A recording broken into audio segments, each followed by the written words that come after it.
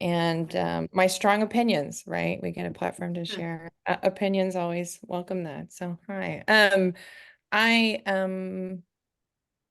am grateful, that you remember my professional history. I'd love, to hear a little bit from you guys to get a sense of kind of where you're, you know, coming from, because, social work is a broad field. And so I'd love to hear kind of what you're interested in, or some people I worked as well while I was in grad school. So some people are already working in the field I was teaching. So I'd love to use the chat to just kind of hear like the different um, areas that you're coming from. If you would humor me, I'm going to pull up the chat.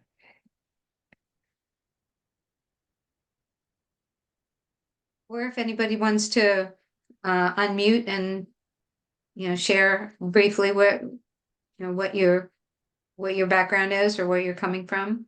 Alex? Hi, sorry, I am just getting home. I just wanted to say it's really nice to meet you. I also have taken some training in, sorry, my name is Alex Paris. I'm a second year, about to graduate macro student. And I've also taken some trainings to be a death doula, but I have not done any of that work. So I'm super interested to hear about your experiences. That was kind of like what led me into getting or going back to school for my master's in social work. And yeah, I'm just really interested in working with people at end of life. My current practicum placement is at NB Anderson, so we talk about advanced directives a lot. I'm looking into working in hospice potentially, but just also interested to hear about all the options, especially I did choose the macro path because I feel like there are systems issues surrounding end of life that I would like to help address. So yeah, I'm excited to hear from you. Thank you. It's so nice to meet you. Oh, thanks for speaking up. Yeah, and Thank you. sharing, where you're coming from. And I should clarify, I'm a death doula wannabe at this point. I've been working with the death doulas as part of my own mother's care with hospice. I was aware of, that movement or area of practice, but didn't have direct experience until my own. And so it's been wonderful. And yeah, so happy to just share my own experiences and promote doulahood. And yeah, so great. It sounds like we have some people already interning, working. Alex, you're at MD Anderson. Oh, people are so nice with all the details. I love it. Wow, cool. Yeah, so internship, a child welfare internship at the VA and palliative care and hospice, school and nonprofit, Texas Children's nonprofit, community resource connection, public health. Oh, yeah, clinical practice, therapist. Oh, yeah, psychiatrist office at ketamine assisted therapy. Yeah, have experienced grief and death and macro advocacy. Yeah, flight attendant. Oh, fascinating. Labor unions.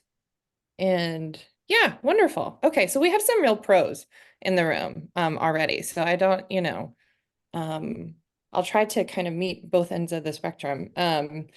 But yeah, I guess just say a little bit, and then I really would love to hear what questions, you have to kind of tailor whatever I share to what's ever most interesting to you. As Beverly said, I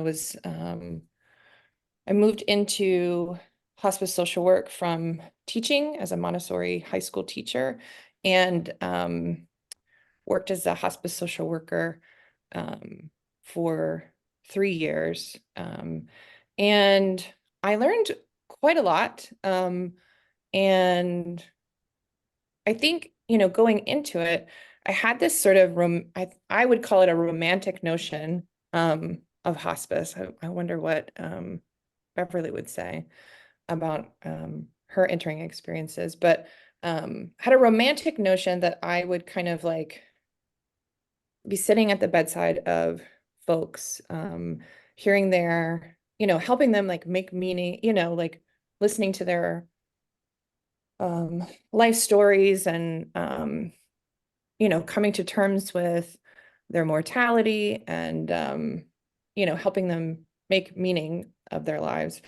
And I'm not saying that didn't happen, but I would say the bulk of my experiences were more focused on the very practical needs of the dying and the family. And as Alex kind of alluded to, there are systemic issues which create quite a variety of needs. And I can say a little bit more detail about that if interested. But basically, what I found myself doing more often, and actually this matches my own experience on the personal side, is like just really helping with like logistical tasks and things that needed to be done and like needs that were unmet and like how to help people problem solve, find resources, and really just help them kind of tend to the physical needs of their loved one. And so that was quite a different reality than these sort of like, emotion focused, heartfelt kind of conversations. And I learned quite a lot about how our current system really doesn't meet the needs of people who are aging and who are dying. There's a pretty big gap in the middle. There's people who are very financially well resourced on one side, and you can, if you have money, you can acquire a lot of services that make the situation less hard in some ways. If you're very under-resourced financially, there are programs, that are means-based that you can get access to services that might be able to help you out. I'm not saying those are, the best options or, the timeline is usually much slower than desired, but there's some options on that end of the spectrum. And there's a very big gap in the middle with people who have just enough money to not meet the requirements for different programs and don't have enough money to hire the many varieties of support that would be helpful.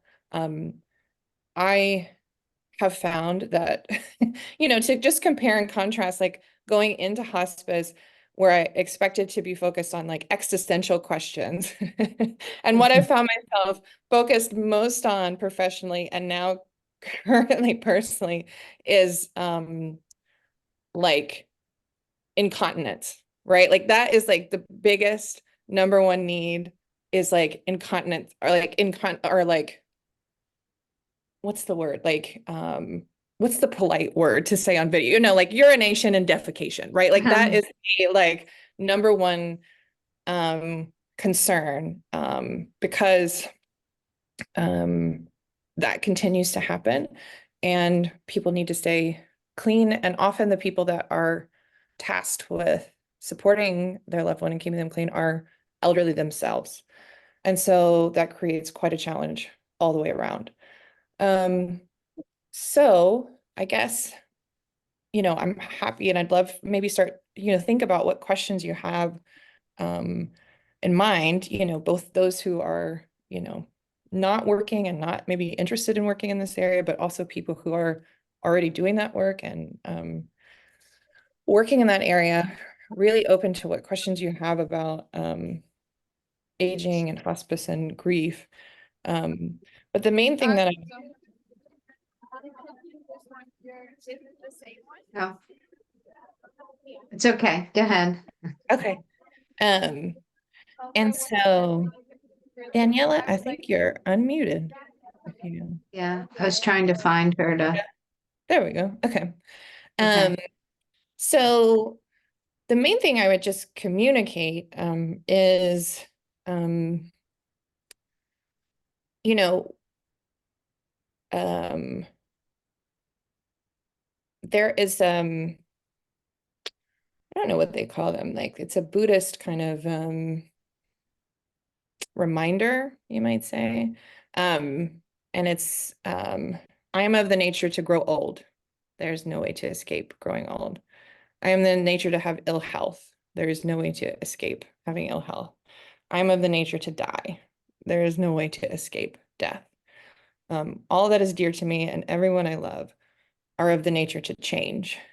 There's no way to be separated from them. The ending of this translates different ways, but the one that I have memorized is my actions are my only true belongings. I cannot escape the consequences of my actions. And so just to offer that, like, we all in this room are of the nature to grow old, have ill health, and die. And our loved ones, especially the older adults in our life, if things go according to how we expect in a sort of developmental timeline, they are going to grow old, be of ill health, and die.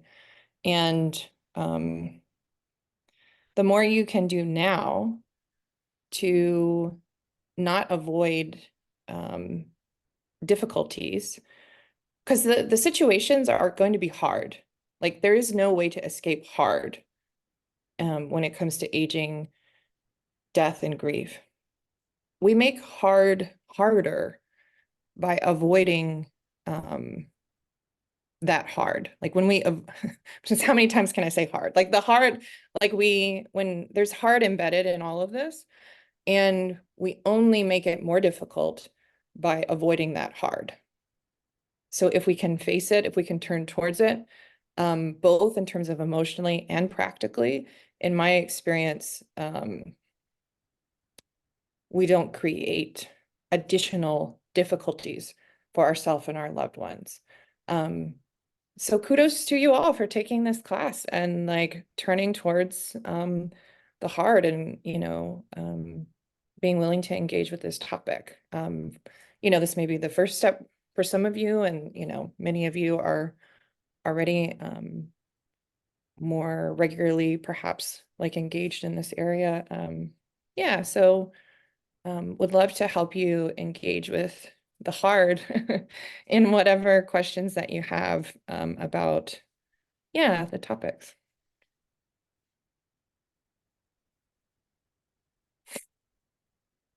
So what was it like, I mean, what things were she shared a little bit, but what things surprised you when you started as a hospice social worker? Um, yeah, I mean, just to add on to what I was, like kind Right. of the focus on the practical over the existential, and to like bring that into more focus, like, I was surprised by how, like, I was surprised by the skilled nursing facilities, like the nurse, the what, Nursing homes. yeah, Yeah. nursing call. And so um, like the, again, kind of back to the practical concerns, like, and like I've experienced this with my mother too, like, and just to contrast it with maybe like what I've experienced with the doulas, just to kind of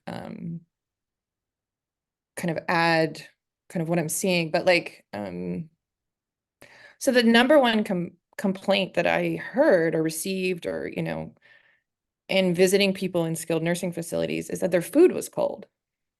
Their food was cold. Like that was the number one thing that people were consistently frustrated by, is that their food was cold. And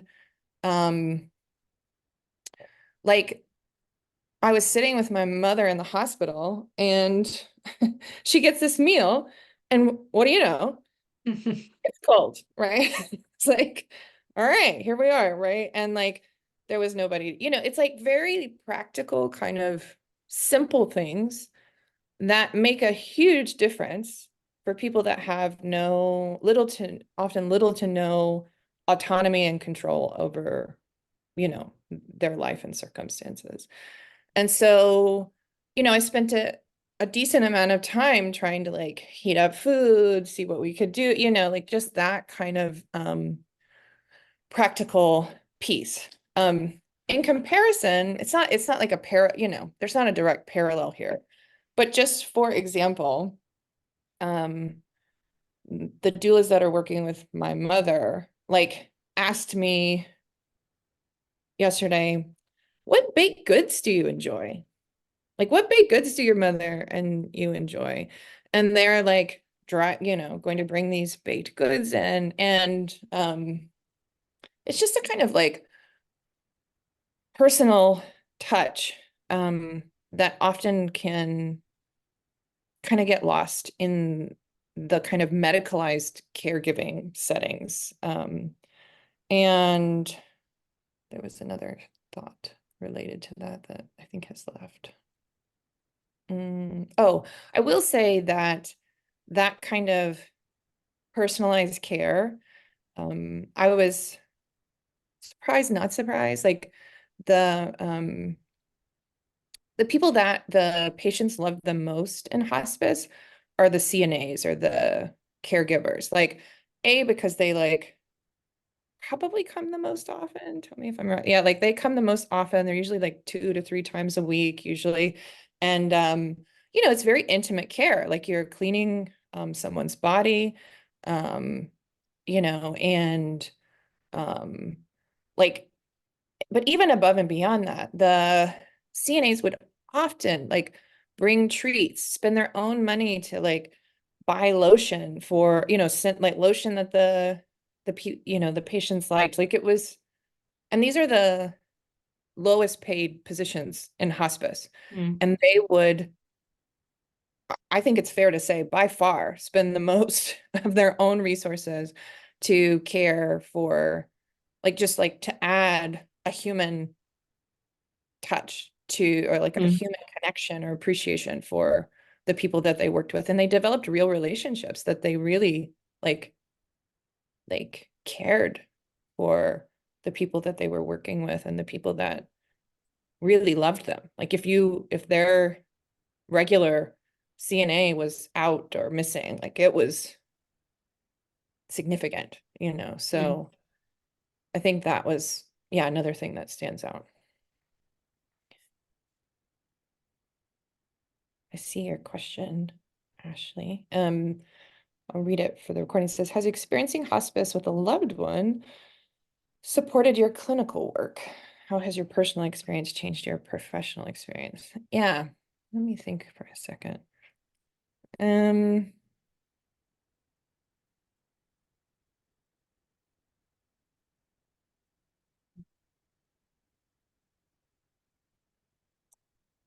I think it's still like maybe yet to be determined, to be honest, because I think like I'm in, I'm in it with my mom currently in hospice. And so I think, it has been a very significant experience. And I imagine that it will, yeah, have a big impact that is yet to be seen. I feel like the seeds are kind of currently being planted.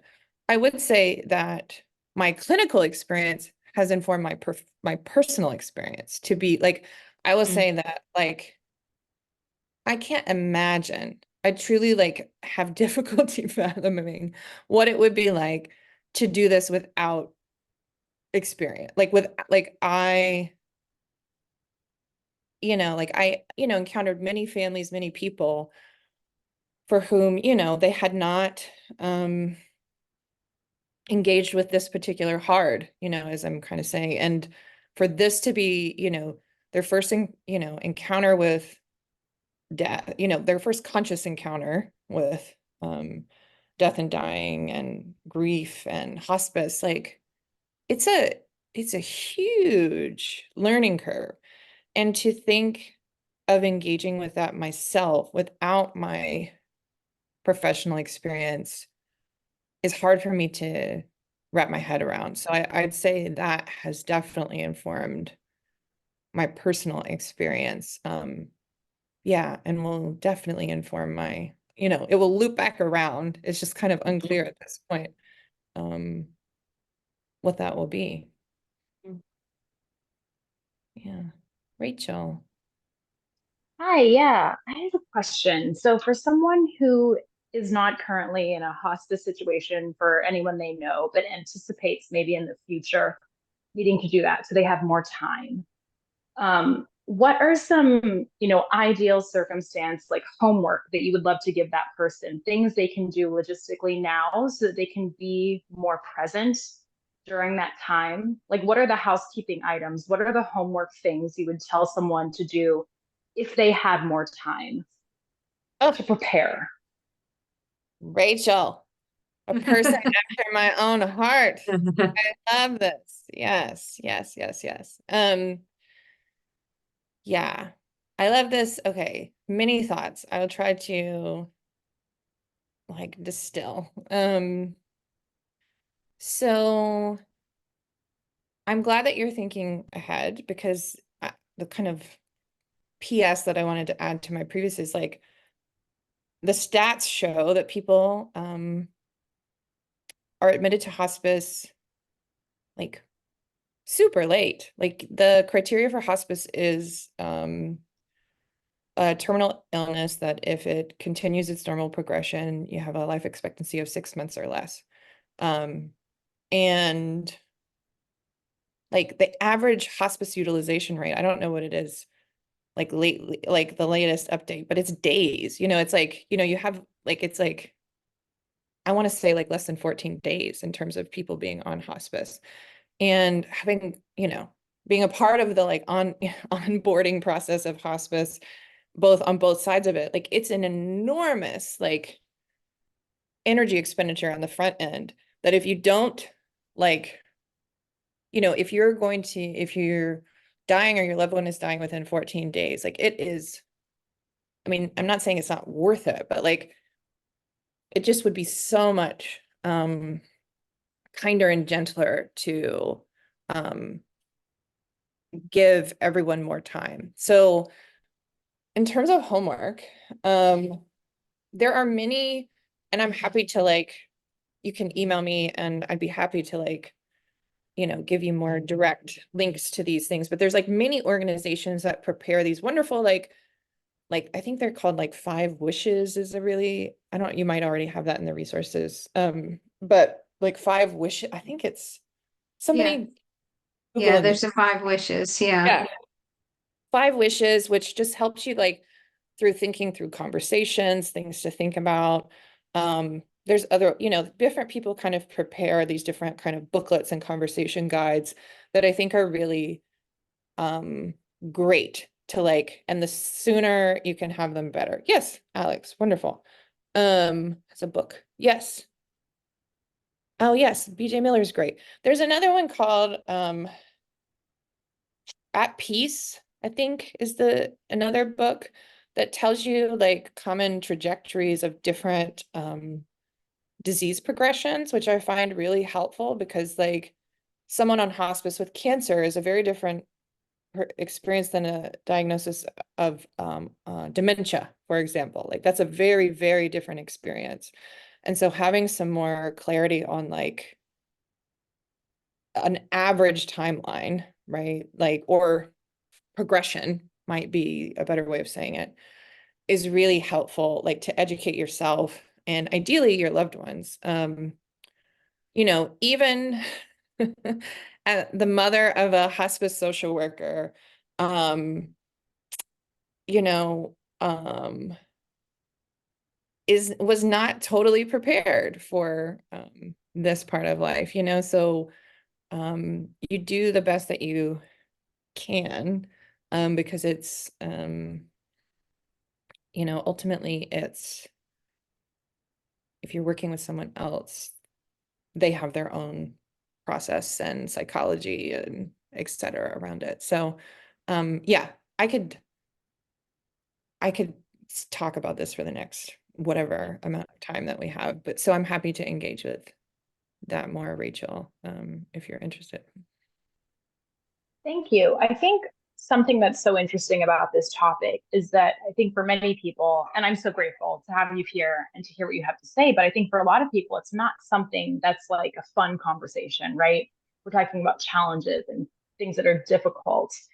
And um, I mean, I'm very curious in like how we can change like the social commentary about death and dying to make it more common, whether that's through like social media or like more films about death that aren't like leaving you ravaged in a movie theater, bawling your eyes out, and thinking about, you know, different ages of people that you come in contact with. Do you have young people? Are there like children that you interact with?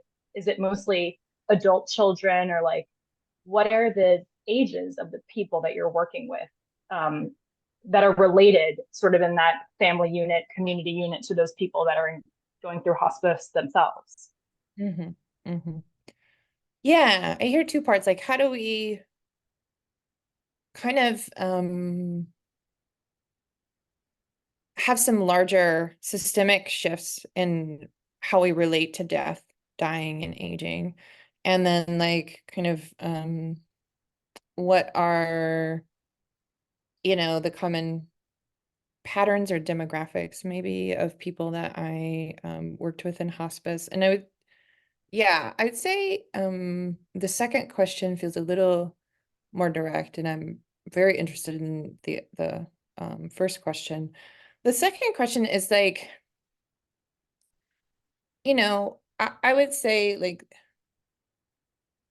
definitely the majority of hospice patients were older adults, you know, I guess they would be like technically like the silent generation if we're going to go with like American kind of generational breakdowns. Like um moving into like older boomers, I think, right? If I'm not missing somebody in there. But like that was the bulk of my experience. I would say there is um a minority. Like I did have a patient one time that was 16.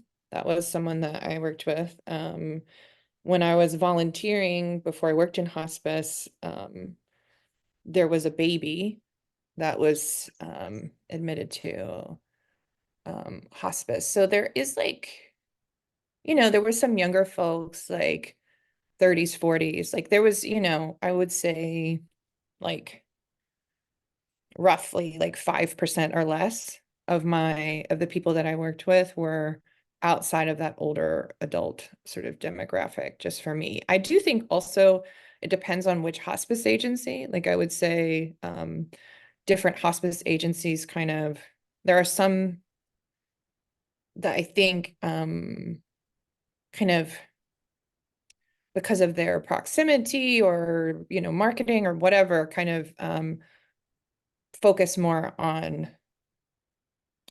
populations outside that kind of older adult range.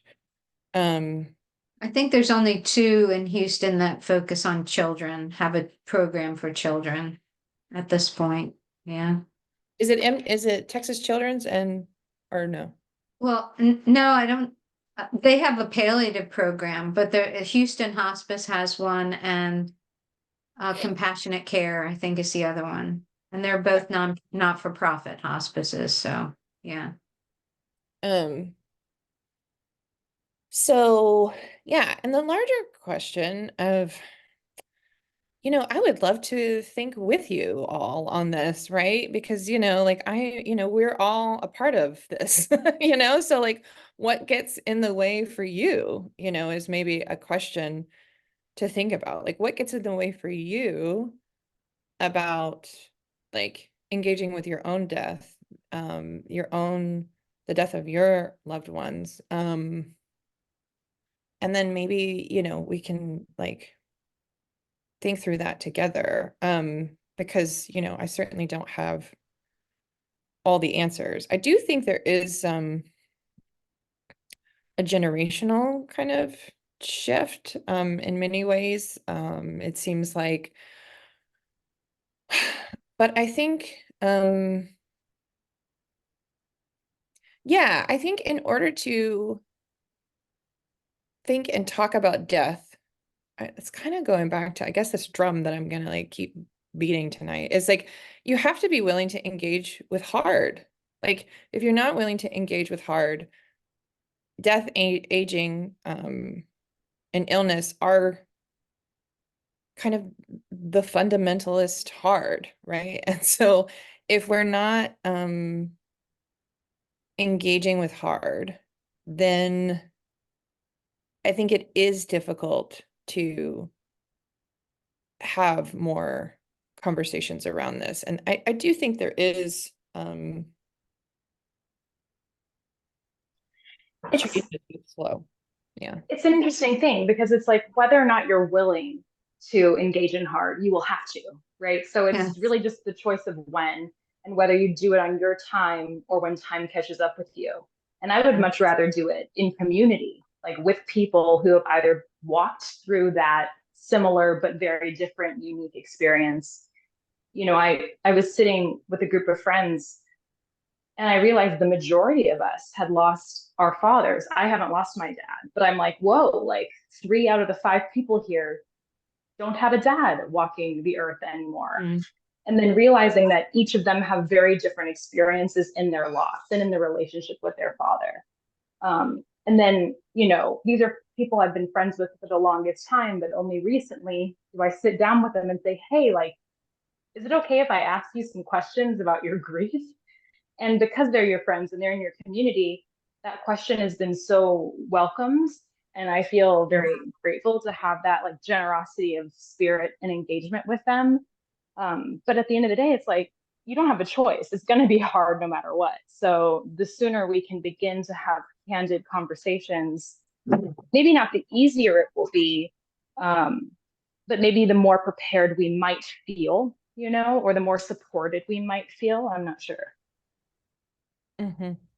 Yeah. I mean, I just love everything that you're saying. Sorry, Beverly. Cassie, was that kind of the work or the impetus behind the Death Cafe? Yeah. Yeah. So Death Cafe is, I used to have the like mission, like statement memorized, but it's to encourage or facilitate conversations related to death in order to make the most of our finite lives, right? Like it's to have conversations about death to support our living. And yeah, Death Cafe was founded with that intention. And yeah, it's interesting. Like it's a question of like, yeah, does it, I mean, it's hard to kind of measure impacts, I think, in that sort of way. But yeah, that is the design and intention around it. Yeah. Yeah. What was that? I mean, who organized that? How did that come to be and what did it look like? Yeah, well, so um in my early 20s, I experienced an unexpected death of a loved one, and that really brought death and grief to the forefront of my attention in ways that, maybe for a lot of 20 somethings doesn't as much. And so I became really just like I'm a curious person, a person who enjoys learning, so then when this experience occurred, I just kind of like took in everything I could about death, grief, and encountered Death Cafes, was founded by a gentleman in London, kind of inspired by these sort of intellectual salons of the past, focused on death specifically, with, like I said, the intention to increase, just the everyday comfort of discussing death and grief and related hard topics. And so as I am wont to do, I was like, oh, this sounds great. Is there a thing in Houston? No. Well, I can start it, right? And so I found like I like on the Death Cafe board or something, there was somebody else in Houston that was interested in starting, so I co-founded it. I forget what year it was even now. It was in the, like 2012 or 2013 maybe. And it's still going. Like they were on like they're still going in Houston. The torch has been passed multiple times now. And so yeah, you should, look on Meetup. They still post their meetings on Meetup. And so if that's of interest to you, it is still alive, pun intended. So Ashley, I'd love to hear from you. Hello. So I first heard about being a death doula from Erica Badu. She's a death doula, so it's cool, right? Mhm. So whenever I first heard that, I researched it. I was like, what is that? I want to do that because it sounded fantastic, for lack of a better, So I mean, it's useful. It's something useful. Um, so I shared it with my dad, and he laughed at me because your girl is a crier. Mhm. How do you keep from falling apart with your clientele? Mhm. I like have literally been to a stranger's funeral and I just cried because the other people around me were crying. I don't know what it is in the room, it makes me cry. How do you, I mean, because you don't want your clients then to have to be your therapist also. Like, how do you do that? How do you navigate that? Um, I'm glad you're thinking about this, and like glad we're talking acknowledging Erica Badu. Like, yeah, wonderful. Um, and just realizing, Danielle, you posted a question, so I want to definitely tend to that. But what I would say, like yeah, like I'm a crier. I think what I would like as often as my answer is like my own therapy, like just lots and lots of my own therapy where like, my tears, my processing, like there's like a container for that, right? Because I think like it's almost, um,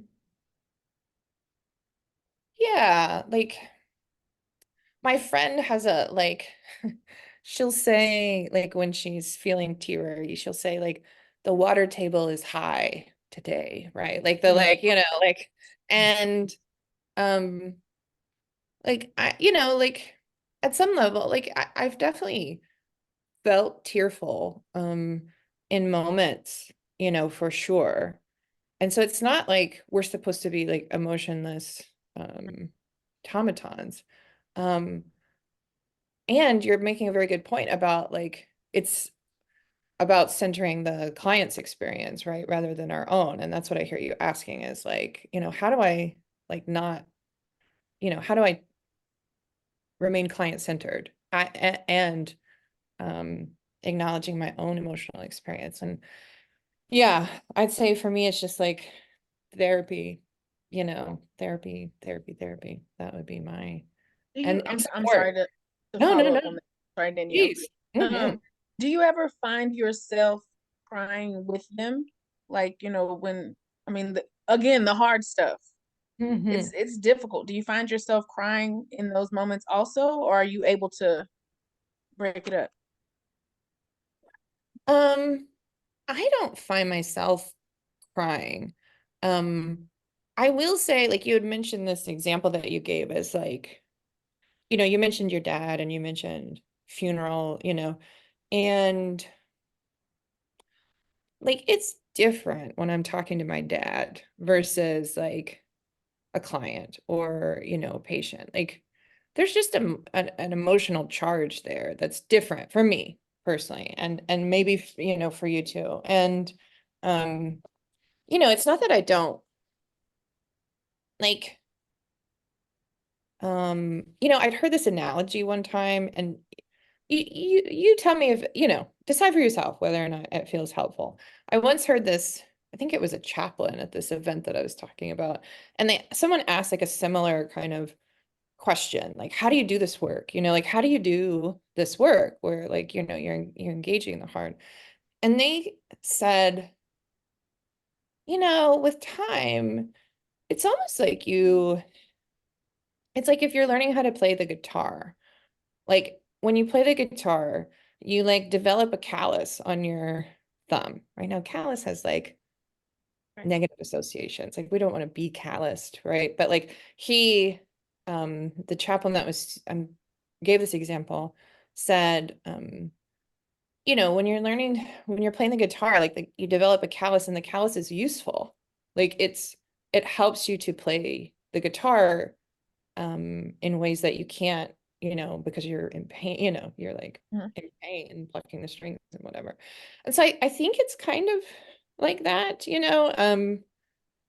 and yeah, I think that's what I would offer. Maybe that feels useful. So you telling me I'm not gonna wake up tomorrow and just suddenly not be able to cry with strangers? All right, I'll work on Great. it. Yeah. Thank you. Oh, thank you. I think about that when I think about like language fluency, right? Where like if you grew up in a house where you heard two different languages spoken, you're like, gosh, how amazing is it that you can speak two different languages? But they didn't try to because it's what they always knew. So if you think about the practice is like learning a language, you're going to make mistakes and you're going to cry and you're going to do things that are maybe quote inappropriate, but eventually you will develop some type of fluency. And then within that fluency, you'll be able to like hone your skills and learn deeper vocabulary to better express yourself. So it's not that you're like becoming numb to the feeling, but you're just better able to communicate in that space.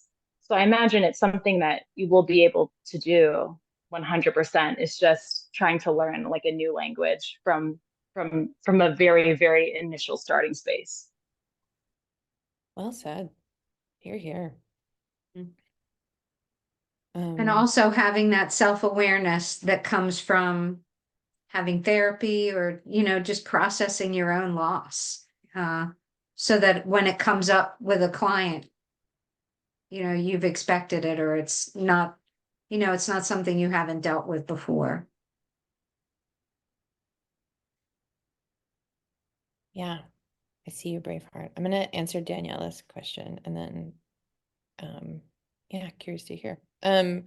So what keeps passionate about my job? So my job currently is as a psychotherapist. And so what keeps me passionate there is like the gift of seeing people grow and change. Like it is amazing. Like it is truly you hear people like sometimes say like, oh, it's amazing that you get paid for that, like you get paid for this job. Like, but it is like amazing that like to me that like I get paid to help people heal. Like it's a real, so like um yeah, getting to see that and getting to play a part in a person's journey of moving away from old patterns that no longer serve them and towards patterns that do is like a gift. Like to me, it's like it's part of this, it's our interconnectedness. Like whatever work I do supports like their life and the people that they, are connected to. Mm. Braveheart. Thank you. Quick question regarding, so you'd mentioned, right, like there's a generational difference.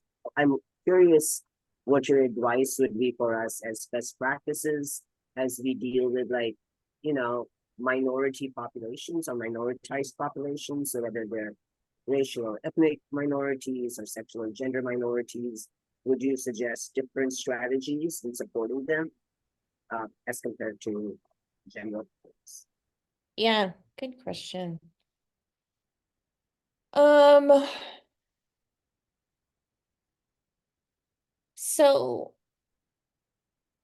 what I would say, like there's a few different like layers to this. So hospice is positioned, I mean, even psychotherapy is positioned within the medical field, right? And so I think it's important to acknowledge at the like within ourselves and honestly like allowed, depending on the you know, like your clinical judgment, but like acknowledging like how minoritized populations have been like harmed by the medical system in many ways and often don't receive like competent care, right? So I think that's like important to acknowledge at the outset. I think what are the other pieces of that? I mean, I think like it's important to like have self-awareness around our own intersectional privileges and how that you know is going to intersect with the other person's intersectional identities. And so I think it's really like essential to yeah, to the care. I think it's like a lot of kind of like doing your own work, right, around this so that you can show up with a person in hardest moments, right? And not add to the hard through bias. And so I think that is, you know, like in terms of like like I think an attitude of like non-invasive curiosity is like really important. And like doing your own work, doing your own education, you know, it's an ongoing process. It's not like we go and do our own work and then we get our certificate of like being competent and then we can go, you know, interact with people. Like it's an ongoing work. And kind of like Rachel said about like you know, like learning, you're going to be learning as you go. And I think, you know, coming at that from a place of love for yourself and the other person is the only, you know, the way to make that sustainable rather than like shame-based. And then coming with a spirit of, like I said, non-invasive curiosity, like gentle person. Yeah. What do you think? Great part. Same. Same.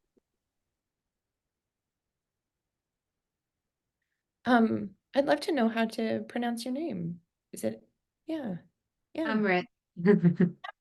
Amrit. Wonderful. Yeah, please. You have to unmute. You're muted. There you go. That's There you always go. me when people pause and say, I don't know. I'm like, that's me. Uh, my question is about people who are anticipating loss and anticipating grief. I have a client right now who is like grappling with a parent's cancer diagnosis and the desire to return to normalcy and kind of like being in the tension of inhabiting this caring space and like wanting their normal life. And I was curious just to hear you wax poetic on that place. Who doesn't love an invitation to wax poetic? Oh, wow, especially this one. Yeah. Amrit, my connection cut out at the beginning, so I just want to make sure I got the first. It's you're working with a client who's anticipating the death of a parent with cancer, right? And kind of toggling between this caring space and then normal life, right? Is that what you said? Yeah. Okay. Yeah. So, you know, that's kind of my own, like, I'm in that too, kind of in a way with my, my own mother. And I was talking with, there's a wonderful death care collective in New Orleans. My mother is in Louisiana. I am, yeah, currently calling in from the actual maybe end of like the US, right? Like, I mean, like deep, deep South Louisiana, but there's a wonderful like death care collective in New Orleans. And I was talking with a woman there, and I think she's a chaplain by training, among other things. And she was talking about how using the metaphor of like being on the moon, that kind of like being in hospice care, like being in that caring space is like being on the moon. And that's kind of, that matches my experience. I was really grateful for that metaphor, because it's like time is weird. There's a kind of like lack of groundedness. Like it's really strange. And then I would say like what's been like essential for me is to have kind of tethers to the like the universe, right? The alternative universe, like my people who have been so supportive, like so caring, and loving. Like they're like a tether to like the life that I want and like, have created for myself. And like, so I, you know, leaning on support, I mean, leaning on support network feels pretty trite, but like that, like, I think another thing, if it's possible, like what has been super helpful is like having my friend come in from Houston, having the doulas come in, like it's just like, like it's so easy to have complex family dynamics, shall we say, right? And so like being in with the family and like, not, so if you have like hospice space, a family dynamic space, like having someone from the outside kind of come, and it was so like wonderful to be like, oh my God, like I'm like they're here, they're like visiting this planet because like I'm like I'm not alone in this like wild parallel universe. So to kind of have visitors from the other planet and to have tethers when, along the way, to me has been essential. Thank you. I love that word tether. From my own grief experience, there's a part of me that the non-clinical part of me that's like, I know that all of this is really hard. Like all the things that you were speaking about, like bring me pastries and please can I have warm food, and like urinating and defecating. Like these things are inescapable in this process. So the truest normalcy is very much there. And then there's the desire to like, yeah, go home from the moon for a minute. And so I really like that word of tether, because it feels like a transient, kind of like there's a there's a space between the moon and wherever the other people are, and that you're not just orbiting, you're not just satellite. So I really like that. Thank you. Yeah, thanks for the lovely question. I see Ashley's. Beverly, I signed up this with no sense of time. Speaking of no sense of time, like I have no sense of time. Like I just was like, yes, yes. I don't know. Are we at time or? Yeah, I think why don't we end up with Ashley's question about what you do for self-care? Yeah. So,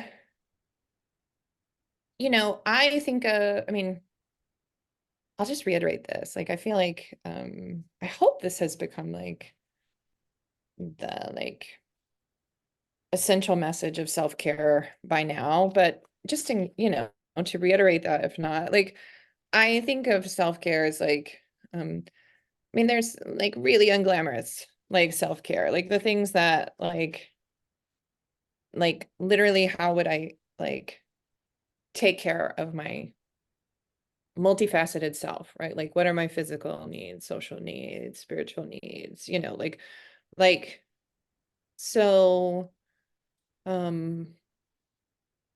yeah, kind of creating, one time I had a friend who got married in this beautiful, she did a destination wedding, and it was this beautiful like island in the Caribbean, and it was wonderful. The place was wonderful. The event was wonderful. And like I, stayed for a decent chunk of time, for this wedding. And I was really ready to go home at some point. And I told that to a friend, and I was like, it's kind of weird to like want to be out of here, right? And my friend said, well, it sounds like you've created a life that you don't need to escape from, right? And so I would just offer like self-care, self-care is like a life that you don't need to escape from. And yeah, I mean, I think burnout, like all of this, so it's not to say like I'm not immune from those things, but I think that's the kind of like return to the principle of like a life that you don't need to escape from. Yeah. I'll end there. Beautiful. Well, thank you so much for coming and sharing. And I think you posted your email, and I'll put that in, if that's okay. I'll put that on Canvas as well.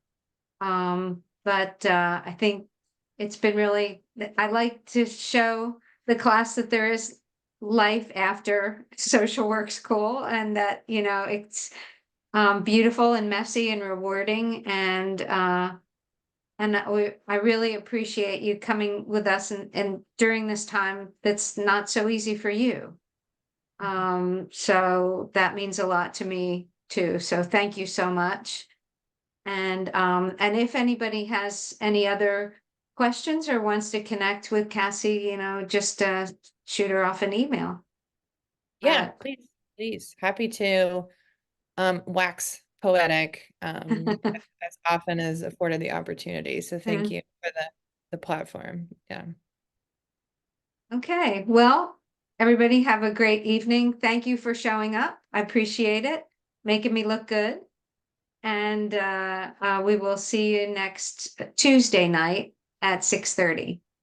So Thank you so much, Cassie. Thank you. Thank y'all. Thank y'all. Thank you, Cassie. Appreciate you.